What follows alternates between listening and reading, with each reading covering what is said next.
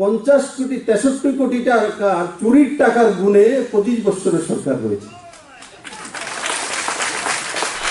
Belaikena hambai tripuri khorang nai tong nai ta hukte bukuk sona sini channel tabu bon norok subscribe khlaya khong khang dak tino subscribe khlai di jot nse sekang video norok nuk na bagi abani bagi ta ma khlai video ni tola norok nugo yagra phai sing subscribe ni suija kasak khlai abona click khlai di click khlai mani loge loge no kaisa bell hai khlai nuk jaga na nukjaka a bell click khlai re click khlai re kha ke sing video upload khlai mani loge loge no norok video nugana joton sai sekang nugana abani bagi belakeno hambai nai tongdi শহর দিয়ে গ্রাম নয় বন্ধু, শহর গ্রাম তৈরি করতে পারে না, গ্রাম শহর তৈরি করতে পারে।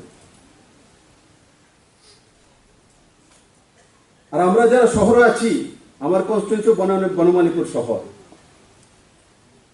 বনমালীপুরে এখানে ধানের খেতি নেই, কিন্তু বনমালীপুরের লোকও তাতে লাভবান হবেন। কেমন? বনমালীপুরের লোকেদেরকে গুলবাজারের দোকান আছে, কাপড়ের দোকান হোক আর রেশনের দোকান হোক।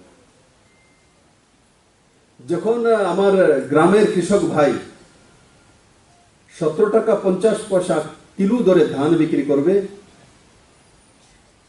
তখন তার ছেলের জন্য একটার জায়গায় 2টা শার্ট বা জামা কিনবে, তখন বনমালীপুরের যে বিক্রেতা তার লাভ।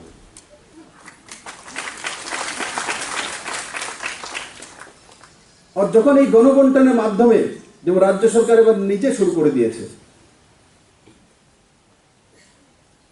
যে প্ল্যানিং এর কালকে আমি রিভিউ নিয়েছিলাম, তো দেবাশিস বাসু বলছিল, স্যার যদি আগামী বাজেটে 170 কোটি টাকা আপনি রাখেন, তাহলে আমরা 1 লাখ মেট্রিক টন ধান কিনতে পারব।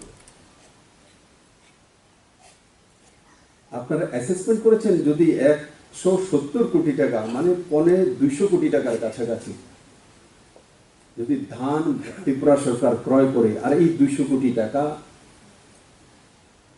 গ্রামের মানুষের কাছে পৌঁছে দেয়, কৃষকদের কাছে, ত্রিপুরার আর্থিক অবস্থা কোথায় পৌঁছবে?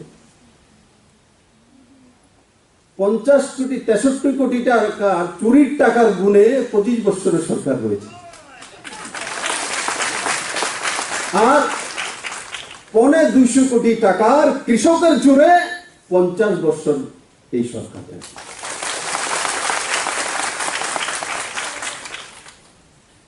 চুরির জোরে মোদীর সরকার থাকে না, মোদীর সরকার থাকে কৃষকের জোরে।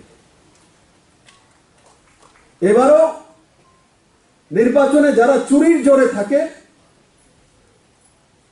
এরা ত্রিপুরাতে হোক, জম্মু কাশ্মীরে হোক, তামিলনাড়ুতে হোক, মণিপুরে হোক, প্রত্যেক জায়গায় পরাজিত হয়েছে। কারণ চোরের জোরে রাজনীতি আর ভারতবর্ষে এখন নেই। এখন গরিবের জোরে, অন্তর ব্যক্তির জোরে, কৃষকের জোরে যারা থাকবে, তারাই রাজনৈতিক পৃষ্ঠভূমিতে কাজ করতে পারবে।